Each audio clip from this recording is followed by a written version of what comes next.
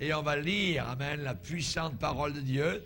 Et vous allez donc on va, tourner votre Bible de nouveau dans Exode chapitre 2. Voyez? Dans Exode chapitre 2, à partir du premier verset. Exode chapitre 2. Le message ce matin s'intitule « 4 mers » dans la Bible. 4 mers, donc, nous allons voir cela, qui sont donc dans la parole de Dieu. Exode chapitre 2, verset 1er. Un homme de la maison de Lévi avait pris pour femme une fille de Lévi. Donc, on voit que c'était 2 Lévites qui s'étaient mariés ensemble. Hein? On va dire aujourd'hui, on dirait 2 chrétiens. Cette femme devint enceinte et enfanta un fils. Elle vit qu'il était beau et elle le cacha pendant 3 mois. Ne pouvant plus le cacher, elle prit une caisse de jonc qu'elle enduisit de bitume et de poix. Elle y mit l'enfant, déposa l'enfant, et le déposa parmi les roseaux, sur le bord du fleuve. La sœur de l'enfant se tint à quelque distance pour savoir ce qui lui arriverait. Amen. Père, nous voulons te bénir et te remercier particulièrement pour cette journée, Seigneur, où les mamans ont droit à vraiment du parfum et des fleurs. Nous te demandons, Seigneur, de les encourager. Te prions de les fortifier. Te demandons particulièrement dans un monde qui renie bien souvent la maternité et qui tue littéralement à la naissance les bébés. Nous prions, Seigneur, que nous puissions reconnaître que tu es un Dieu en faveur des mères, en faveur de la maternité, en faveur de la conception. Nous te demandons, Père, que le Saint-Esprit puisse ce matin appliquer cette parole à chacun de nos cœurs et que nous tous ensemble, nous puissions participer à la connaissance de la pensée de Dieu. Nous prions ces choses au nom de Jésus, notre seul Sauveur. Amen. Et tout le peuple dit Amen. Amen. Gloire à Dieu. Vous pouvez vous asseoir, frères et sœurs. Alléluia. Donc, vous savez comment s'appelle, évidemment, la première femme sur laquelle je vais parler. Hein, c'est Jochébed, ou encore Jochébed, donc une des grandes mères de l'histoire. On a dans la parole de Dieu des mères, je dirais, qui non seulement qui sont grand-mères, mais qui sont des mères grandes, vous voyez, soit parce qu'elles ont élevé beaucoup d'enfants, c'est tout un ministère, évidemment, d'avoir élevé ou d'être en train d'élever des enfants. On se rappelle, évidemment, donc, de la mère, particulièrement d'un grand homme de Dieu, qui s'appelait John Wesley, et dans la famille Wesley, cette mère, Hannah Wesley, a élevé 19 enfants. Et lorsqu'elle voulait prier, cette femme de Dieu, au milieu de la marmaille, imaginez, alors il n'y avait aucun endroit, évidemment, dans la maison pour se recueillir. Alors elle mettait son tablier sur sa tête et les enfants savaient qu'il fallait qu'ils se calment un peu parce que maman était en train de prier. C'était le seul endroit sous le tablier en train de prier. Pas étonnant que parmi ces enfants, il y a eu John Wesley, un homme qui a bouleversé littéralement l'Angleterre et son époque par le message de l'Évangile. Pas étonnant que dans la même famille, il y eut son frère, Charles Wesley, qui, dans les missions de son frère John, était le chanteur. Et cet homme, Charles Wesley, a composé plus de 8000 cantiques, dont la plupart sont encore chantés par les chrétiens authentiques aujourd'hui. Rendez-vous compte? Et cela vient, je pense, d'une mère. Une mère qui demandait, qui réclamait de la part de Dieu, évidemment, la bénédiction sur ses enfants. On se rappelle Timothée. Nous avons 2 épîtres qui nous rappellent ce jeune homme. Et ce jeune homme, eh bien, on sait qu'il avait une grand-mère qui était pieuse. Et une mère qui était pieuse aussi et qui aimait, et toutes les deux aimaient le Seigneur. Pas étonnant que Timothée est devenu un des plus grands serviteurs de Dieu, malgré sa timidité. Amen. Et il est devenu rempli du Saint-Esprit et il nous bénit encore aujourd'hui. Jochébed est une des grandes mamans de l'histoire, la mère du grand Moïse. Souvent on connaît Moïse et l'histoire a été bouleversée par cet homme de Dieu capable de passer 2 fois dans la montagne 40 jours et 40 nuits sans manger ni boire, soutenu surnaturellement, à qui Dieu a donné ses grands commandements et le plan, son tabernacle. Alors cela est quelque chose de magnifique et de glorieux, mais il a eu une mère derrière. Une mère dont la Bible parle, une des mères appelée Jochébed. Cette femme, évidemment, est une très grande autorité. Elle est une très grande autorité dans quel domaine? Dans le domaine particulièrement des pressions. Des pressions qui tombent sur une mère. Cette femme est une autorité. Elle connaît, elle a connu les pressions inimaginables qui sont tombées sur elle. Demain, Dieu essuiera toute larme de nos yeux. Mais aujourd'hui, possiblement, c'est le temps du pressoir. C'est le temps où les fruits sont écrasés, où les olives sont pressées jusqu'à ce que le jus doré coule. L'huile, l'onction. Et souvent l'onction vient de la pression. Cette femme, Jochébed, était une femme d'onction. Les mères de la terre ont pleuré pour remplir une rivière, littéralement. Quand Moïse est né, une loi était en existence. Une loi terrible, la loi de la mort, la loi du diable. Tout petit garçon qui naissait devait être jeté et noyé dans le fleuve du Nil. C'est une loi qui sortait littéralement de l'enfer. C'était une chose, je dirais, politique et en même temps une chasse politique. Pour un autre homme, à une autre époque, il y avait dans son pays une autre loi pour Daniel. À Daniel, à Babylone, la loi disait qu'il était maintenant illégal de prier, sauf à l'empereur Nebuchadnezzar. L'amour d'une mère est plus fort que la loi. L'amour d'une mère est plus fort que la loi. Et l'amour d'une mère va surpasser de loin la méchanceté de l'homme. La Bible dit dans une petite phrase, elle vit qu'il était beau. Elle vit que son bébé était beau. Alors, elle allait désobéir à la loi des hommes. Elle était déterminée à garder son enfant. Elle a risqué. Il y avait un prix terrible à payer. Et je dirais que sur son épreuve qu'elle a vécue repose l'histoire de l'humanité. L'histoire de l'humanité repose sur le cœur d'une femme qui a été pressée dans son Gethsémane, dans son jardin de souffrance. Chers amis, il y a eu d'autres mères qui ont été éprouvées aussi, mais sur le côté opposé. Certaines mères, à la naissance de leur bébé, eh bien, doivent l'abandonner parce qu'il est mort.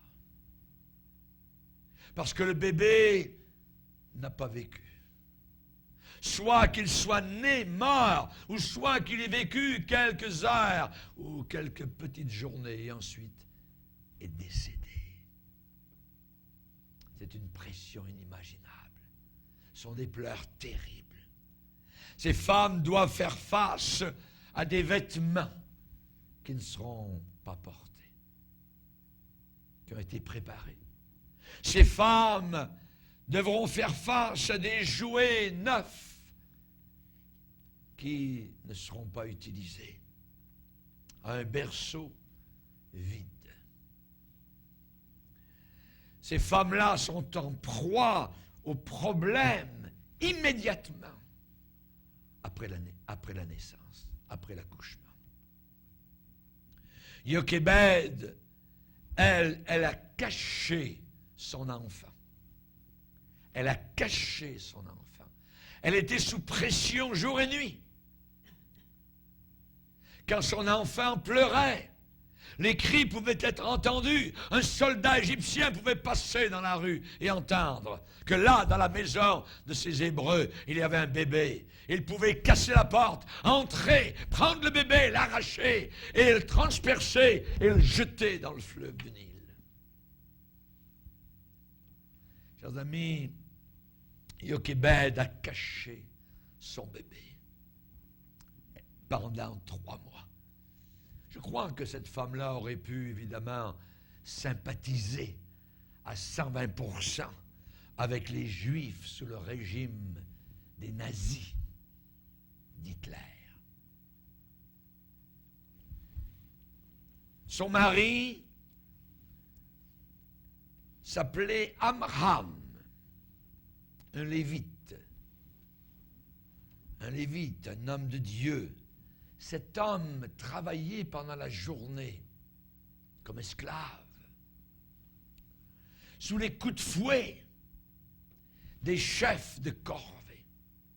Et pendant la soirée, quand il revenait à la maison ensanglanté et le dos déchiré, alors c'était le temps, à ce moment-là, de panser les plaies.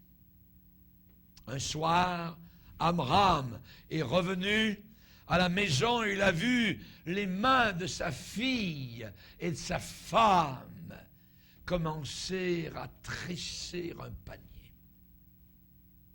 Un panier. Un panier fait avec soin. Avec le même soin que quelques siècles plus tard, une autre femme était en train de coudre une petite robe pour son petit garçon qui s'appelait Samuel. Et là, on tressait le panier avec soin. Amram a vu sa fille et sa femme s'occuper de cela. Je dirais que chaque mère qui écoute ce message actuellement dans cet auditoire puisse vivre cette scène. Pourquoi? Parce que bientôt, elle va être obligée de quitter son bébé, de laisser aller son bébé. Elle ne peut plus le cacher. Elle ne peut plus le garder. Ressentez aujourd'hui ce brisement de cœur. Et alors qu'elle tresse, ses mains sont toutes mouillées de larmes. Vivez le départ. Vivez la nuit avant le départ. Alors qu'elle ne dort pas, une mère peut-elle dormir la nuit avant qu'au petit jour, elle aille porter sa corbeille remplie du précieux trésor de son cœur, là sur le fleuve de la mort? Peut-elle dormir? Elle prie, elle pleure, elle gémit. Elle est devant Dieu. Le petit Moïse de 3 mois est caressé presque constamment. On ne veut pas, il crie. Et on le place délicatement à l'intérieur du panier. Pourquoi? Pour une aventure sur le fleuve. une aventure sur le fleuve, une petite arche devant le grand Dieu éternel.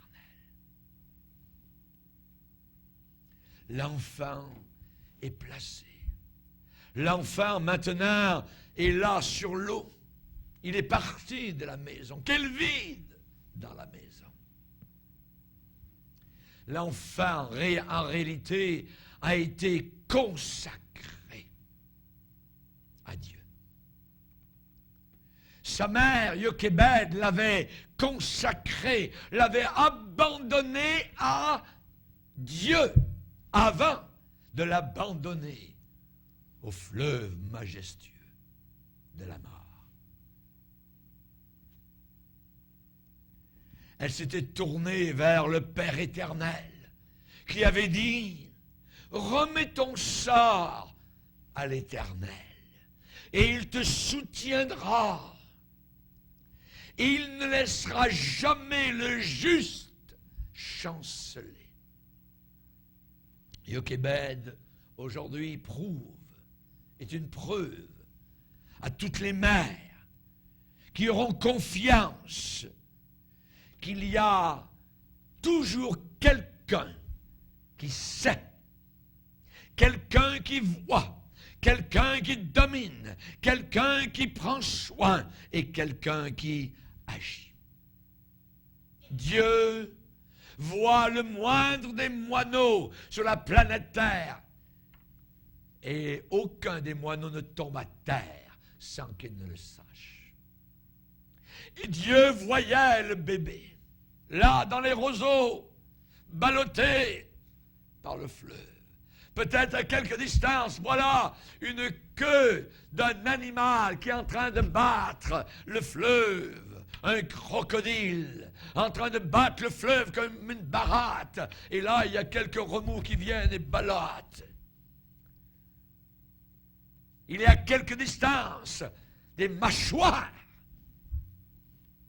de la mort. Mais Dieu est en affaire pour sauver. Dieu est en business pour sauver. Dieu est un rédempteur. Dieu est un sauveur.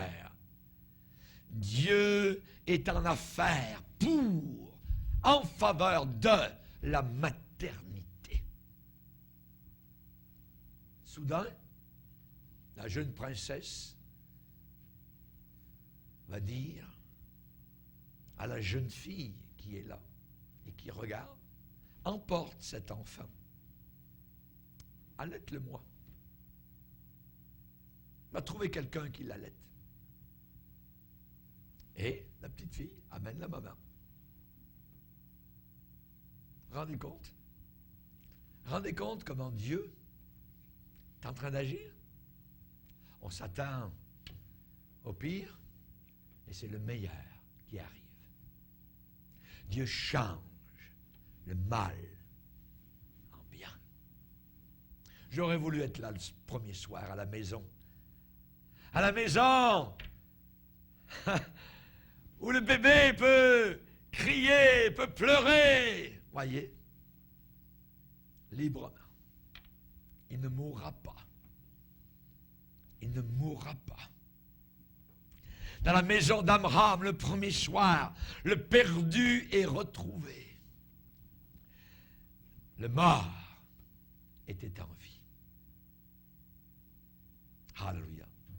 La princesse royale a été envoyée par le Saint-Esprit en mission divine pour, non pas se baigner, mais pour sauver le bébé sur lequel le Dieu éternel a un plan conçu depuis toute éternité.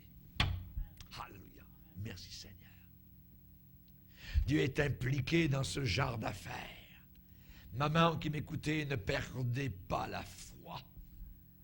Ça peut être fait. La maternité est désignée pour être un miracle du départ à la fin. C'est désigné par Dieu pour être un miracle du départ à la fin. J'aimerais qu'on aille maintenant un peu plus loin, la deuxième femme. Dans 1 Roi, chapitre 3. En réalité, nous passons là à 2 femmes. 1 Roi, chapitre 3, verset 16. C'est 2 femmes qui vivent sous le même toit. Et il y a problème. Il y aura toujours problème quand il y a 2 femmes qui vivent sous le même toit. Ce sera toujours un problème. 2 femmes. Il est dit, alors 2 femmes prostituées vinrent chez le roi Salomon. Ils se présentèrent devant lui. L'une des femmes dit, pardon, mon Seigneur, moi et cette femme, nous demeurions dans la même maison. Et je suis accouché près d'elle dans la maison. 3 jours après, cette femme est aussi accouchée. Nous habitions ensemble, aucun étranger n'était avec nous dans la maison. Il n'y avait que nous 2. Le fils, cette femme est mort pendant la nuit, parce qu'elle s'était couchée sur lui. Elle s'est levée au milieu de la nuit, elle a pris mon fils à mes côtés, tandis que ta servante dormait, et elle l'a couché dans son sein, et son fils qui était mort, elle l'a couché dans mon sein.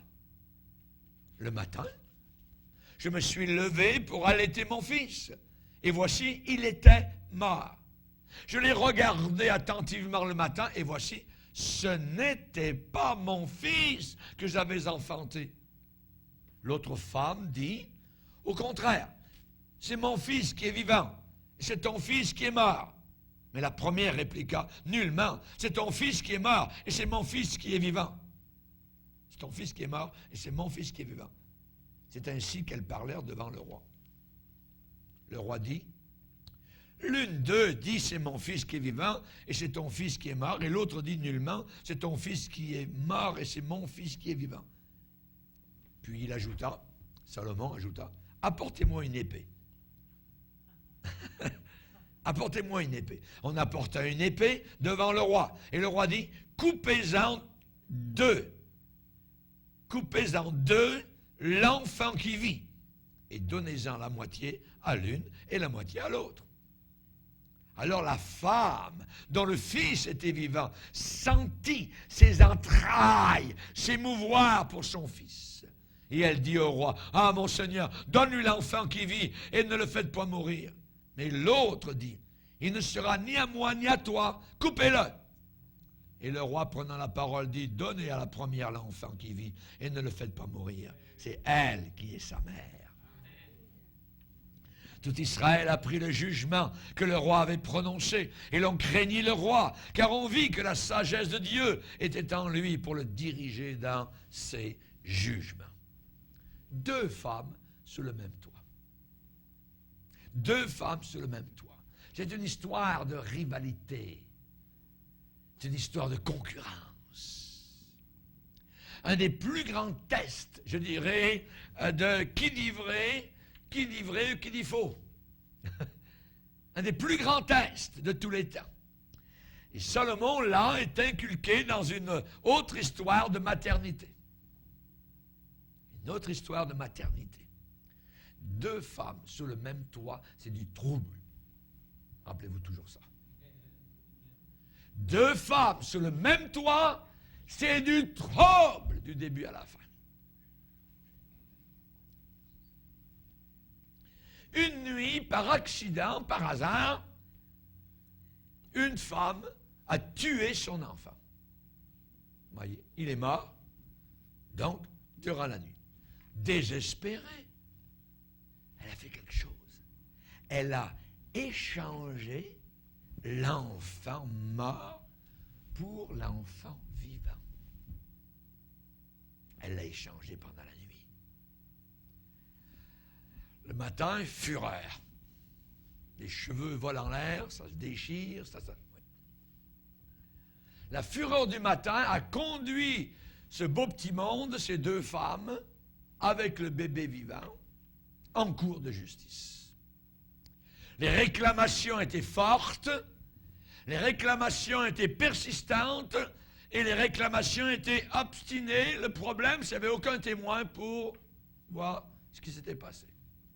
C'était la parole de l'une contre la parole de l'autre.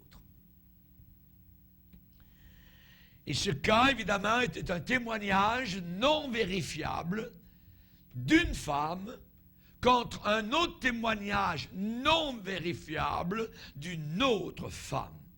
Et la solution, imaginez au juge, la solution demandait une perspicacité, une sagesse, une intuition, un discernement profond de quoi? De la nature humaine. La nature humaine pécheresse. Salomon a dit, apportez-moi une épée. Parole de sagesse. Par le Saint-Esprit. Apportez-moi une épée. Coupez en deux l'enfant qui vit et donnez-en la moitié à l'une et la moitié à l'autre. L'une a dit oui, coupez-le, il ne sera ni à moi ni à toi. L'autre a dit, donnez-lui l'enfant qui vit et ne le faites pas mourir. Et aujourd'hui, quand vous avez des femmes dont l'enfant vit dans le ventre, vous avez cette méchanceté de médecin. Vous avez cette méchanceté de bouchers habillés en blouse blanche qui disent « Ton enfant, tu n'es pas obligé de l'avoir. Tu peux le tuer. » La vraie mère va dire toujours « Ne le faites pas mourir. Je veux mon enfant. Je veux garder mon enfant. Ne le faites pas mourir. » Et ça a été suffisant pour déterminer la vraie mère, la véritable mère. La nature même avait donc prononcé sa revendication. L'instinct authentique, l'instinct vrai, créé par Dieu, place toujours la vie du bébé en premier. En premier. C'est le cœur qui compte. Et Salomon a reconnu qui était la vraie mère. La vraie mère veut la vie et non pas la mort. Et non pas la mort. Chaque mère connaît son enfant. La maman a une connaissance de son enfant que personne d'autre ne peut partager. Ni le policier, ni l'éducateur, ni le professeur, ni le prédicateur, ni le médecin. La maman connaît son enfant plus que n'importe qui d'autre. Une mère poule connaît ses poussins. Une vache connaît son veau. Une brebis connaît son agneau. Cette distinction est là pour rester. Pour rester. Les enfants ne sont pas tous pareils. Les poussins ne sont pas tous pareils. Les agneaux ne sont pas tous pareils. Les veaux ne sont pas tous pareils. Non, ils sont différents. J'aimerais vous dire que c'est pareil pour les enfants. Ils ne sont pas tous identiques. Ils ne peuvent pas être, je dirais, homogénéisés par la société actuelle. On veut tous faire... Ils sont tous pareils. Voyez? Non, ils ne sont pas tous pareils. Pas du tout. L'amour individuel. L'amour individuel peut toujours être mesuré comment? Par le sacrifice que la mère fait pour son enfant. C'est là que c'est mesuré. La vraie mère a dit, donne-lui l'enfant. C'était le sien. Je veux qu'il vive. Chers amis, c'est ça qui sépare la prétention de la réalité. Seulement et uniquement la vérité connaît le sacrifice. Jésus a dit, je suis la vérité. Il s'est sacrifié pour ses enfants. Comme une mère est capable de mourir, se saigner littéralement pour sa progéniture. Chers amis, la fraude ne payera jamais ce prix-là. C'est la raison pour laquelle, dans les foyers reconstitués, ça ne marche pas. C'est une fraude. Parce que les enfants ne peuvent pas appeler l'homme qui vient d'entrer dans la maison leur père. Ou la femme qui vient d'entrer par la porte leur mère. La fraude ne payera jamais le prix du sacrifice. L'amour vrai est vu en action plutôt qu'en parole. La mère qui va s'enliser, qui va littéralement se noyer, fait des professions. Oh, je vais faire ci, faire ça. Souvent, c'est des blabla, des paroles, voyez. Mais les paroles sont cheap, ne veulent rien dire. C'est les actes, ce sont les actions qui exigent le prix à payer. Et le fraudeur ou la fraudeuse ne payera jamais ce prix-là. Il est trop grand. La Bible dit, une femme oublie-t-elle l'enfant qu'elle allait? Une femme oublie-t-elle l'enfant? Et l'histoire, hélas, répond oui. Oui, il y a des femmes, des mères qui oublient leurs enfants. C'est un moment totalement incroyable. Incroyable, une mère capable d'abandonner, de jeter aux poubelles, de tuer littéralement l'enfant qu'elle porte dans son sein. Dieu dit, même s'il arrivait qu'une femme oublie son enfant, moi, dit le Seigneur, je ne t'oublierai jamais. Je ne t'oublierai jamais. Je t'ai gravé sur mes mains mon action démontre mon sacrifice. Ce n'était pas une fraude, c'était la vérité, et uniquement la vérité paye le prix. Moi, je ne t'oublierai point, promesse de Dieu. Le Seigneur ne sera jamais comme la mauvaise mère de Salomon. Pas étonnant. C'était une prostituée. La Bible dit, mon père et ma mère m'abandonnent, mais l'Éternel me recueillera. Mais l'Éternel me recueillera. Alléluia. Et dans le psaume 103, il est dit, comme un père a compassion de ses enfants, l'Éternel a compassion de ceux et celles qui le craignent. Alléluia. Troisième mère. On a parlé de 4. Oui. Luc 7. Luc chapitre 7. Verset 11. Ici, nous avons une mère aussi. Le jour suivant, Jésus alla dans une ville appelée Naïn. Ses disciples et une grande foule faisaient route avec lui. Lorsqu'il fut proche de la porte de la ville, voici, on portait en terre un mort, fils unique de sa mère, qui était veuve. Et il y avait avec elle beaucoup de gens de la ville. Le Seigneur, l'ayant vue, fut ému de compassion pour elle et lui dit, ne pleure pas. Il s'approcha et toucha le cercueil. Ceux qui le portaient s'arrêtèrent. Il dit, jeune homme, je te le dis, lève-toi.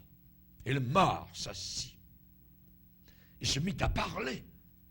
Jésus le rendit à sa mère. Tous furent saisis de crainte. Ils glorifièrent Dieu, disant, un grand prophète apparut parmi nous, et Dieu a visité son peuple. Cette parole sur Jésus se répandit dans toute la Judée et dans tout le pays d'alentour. Ici, nous avons un mort, un enfant mort, fils unique de sa mère qui était veuve. Rendez compte? Ça veut dire que la mort de cet enfant était maintenant un désastre. Les espoirs de la mère étaient évanouis. Tout était obscur tout autour. L'obscurité était totale. Tout s'était, semble-t-il, à ses yeux éteint. Son support total était annulé.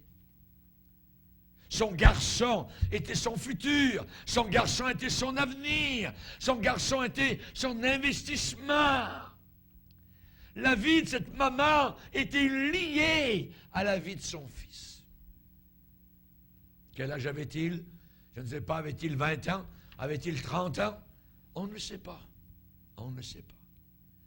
En Galilée, il y avait la ville de Naïn, pas très loin de l'endroit où Jésus a grandi, Nazareth, dans la même région. Jésus est le seul et unique, qui a l'autorité d'interrompre des funérailles.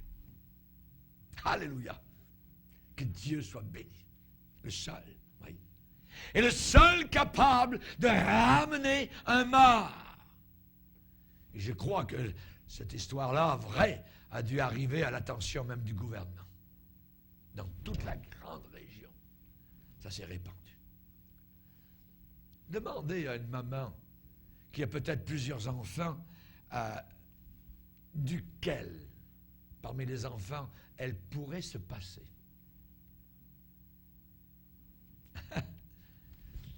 La réponse, aucun. Allez demander ça à ma belle-mère. Elle a eu 13 enfants.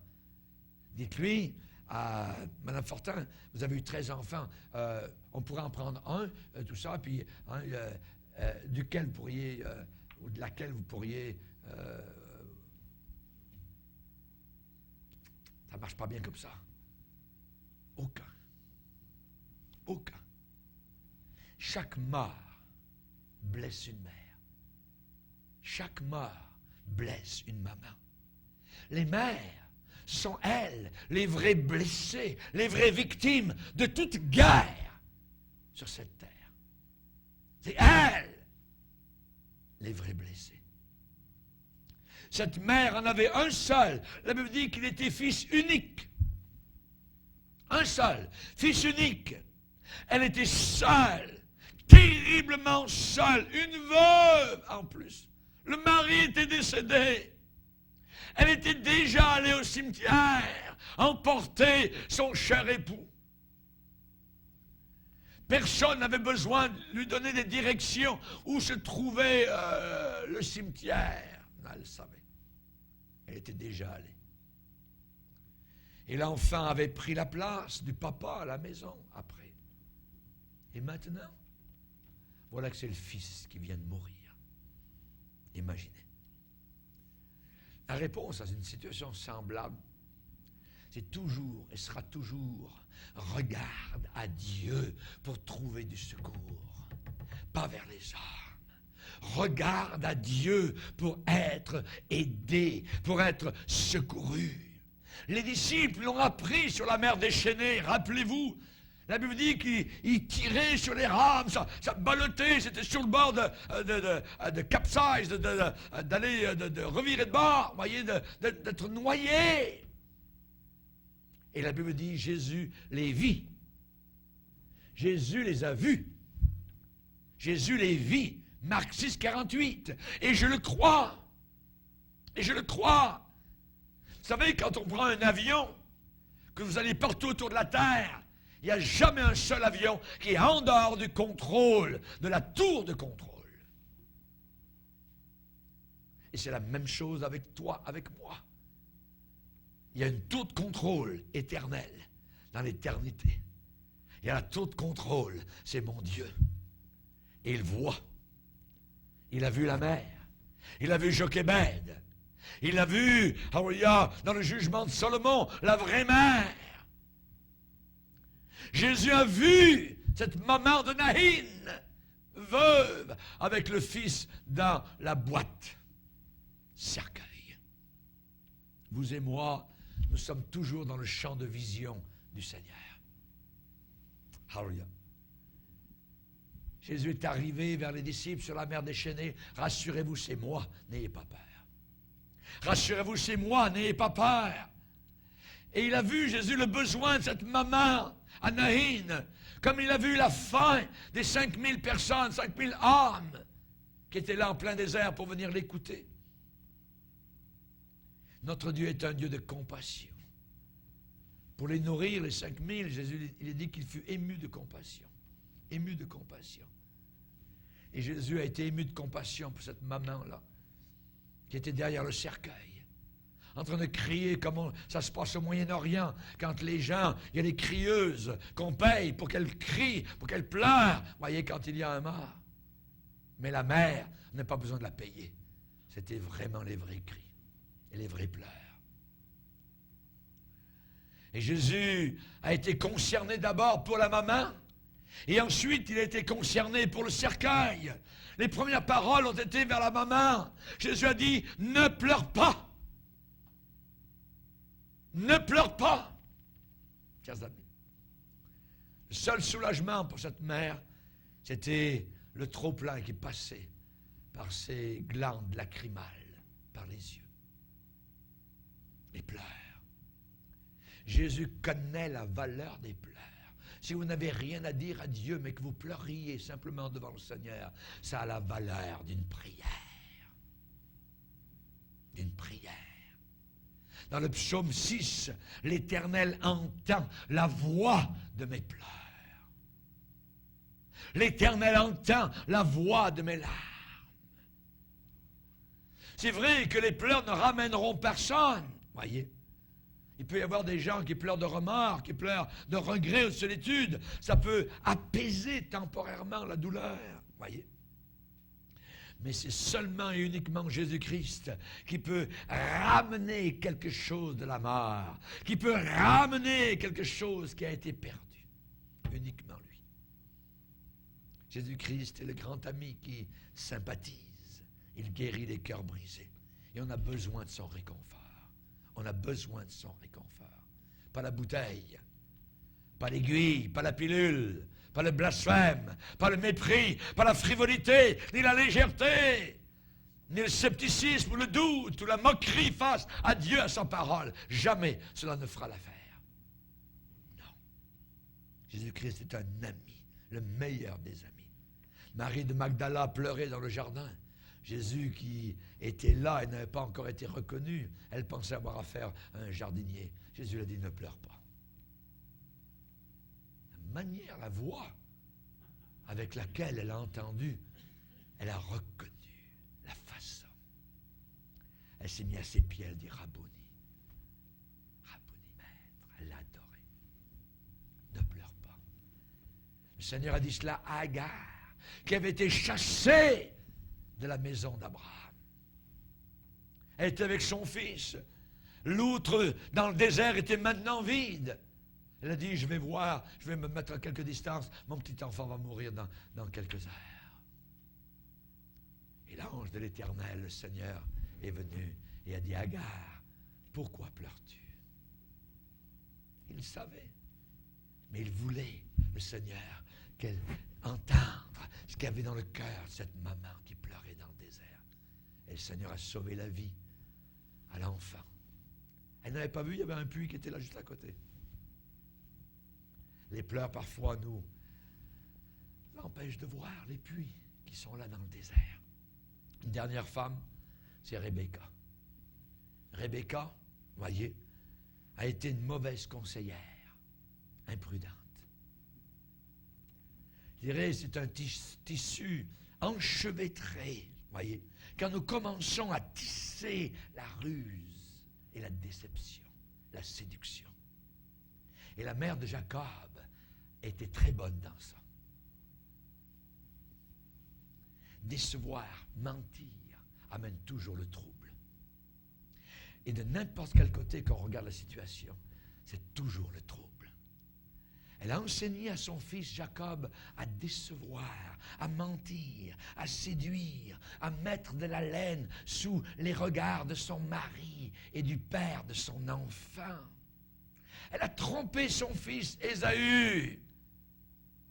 Elle a demandé à son fils Jacob de mentir à son vieux père. Elle a trompé son mari. Rebecca, dans sa jeunesse, était une jeune fille modeste, pieuse, active, avec un profond respect pour Dieu et pour la famille. Mais soudain, elle a mis tout cela de côté pour obtenir de l'avantage pour son fils Jacob. C'est toujours le trouble. C'est toujours le trouble. Et Dieu, aujourd'hui encore, essaye de défaire, je dirais, ce problème entre la postérité, je dirais, entre Jacob et Ésaü, entre les Juifs et les autres.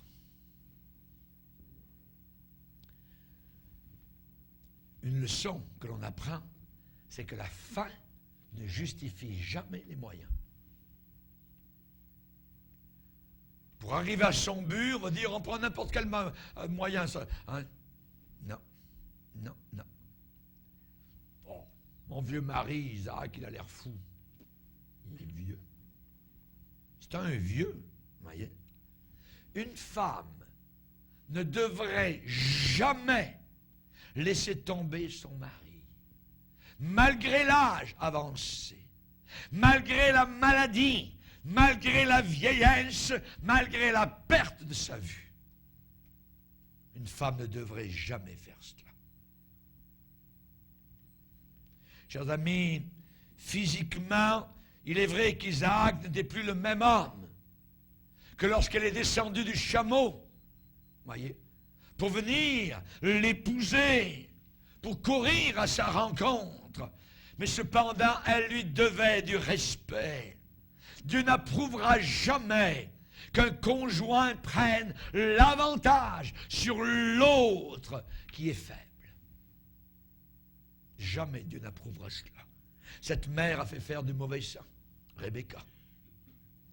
La plus grande erreur qu'une mère puisse faire, c'est de mettre un enfant contre un autre. C'est de mettre l'un de ses enfants contre l'autre de ses enfants pour un avantage personnel. Pour que l'un soit plus privilégié que l'autre. C'est vrai, Jacob, son fils, a obtenu la bénédiction. Mais elle, qu'est-ce qu'elle a obtenu? Oh oui, une certaine satisfaction.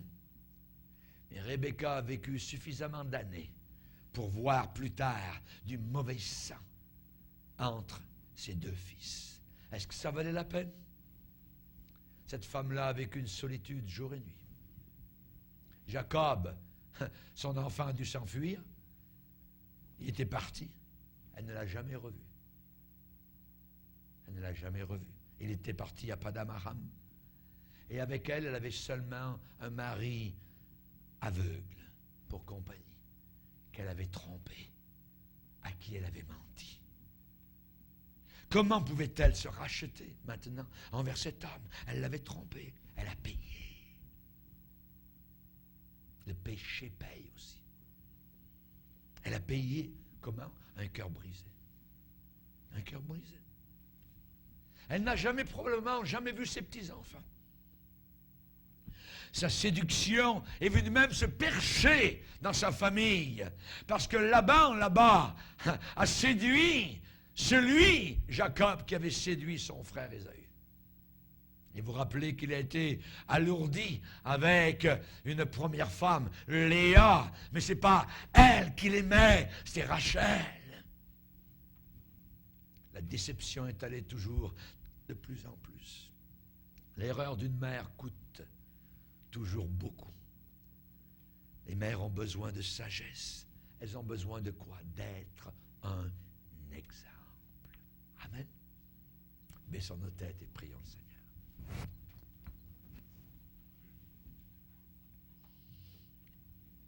Seigneur, nous te bénissons. Nous te remercions car ce matin, Seigneur, tu nous as emmenés dans toutes sortes de coins et recoins. Et nous te bénissons car tu veux nous parler, tu veux véritablement nous communiquer un message par le Saint-Esprit. Merci, Seigneur. Donne, non seulement aux mères, mais aussi aux pères et aux enfants, la sagesse. Il est vrai que la maternité est une chose importante.